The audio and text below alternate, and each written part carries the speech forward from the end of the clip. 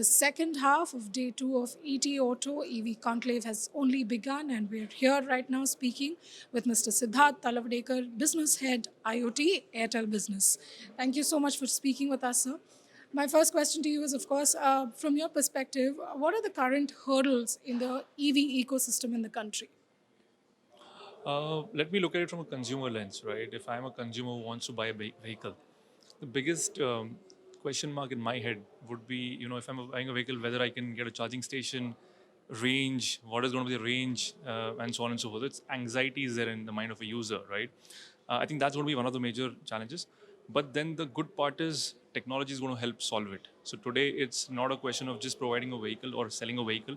Vehicle has become a platform now, right? You have software on it, you have connectivity on it, right? And that's where a player like Airtel is playing a role. Through our connectivity solutions, we have a platform which is connecting everything in the ecosystem, right from the vehicle, the battery, charging infra as well. And since all of this is connected, everything is available on a real-time basis. And that's how this overall range, the anxiety issues in customers is going to be addressed. And that's how you're playing an enabling role. All right. Yeah. Thank you for that, sir. My next question to you, of course, is uh, what do you think about the platform that ETAuto has built here in terms of the EV conclave? What could be the highlights, and how is it different from the rest in the industry? I think it's a great platform. I think the entire ecosystem is here, right? From OEMs to startups to policymakers as well, right? And it's a good platform for everyone to collaborate together, share ideas. It's an evolving field. It's a new and upcoming field, and sharing of thoughts and ideas and collaborating on this is always going to be leading to better results. So, great platform. Yeah. And finally, how is 5G, the technology, helping our country to build a more safer transportation?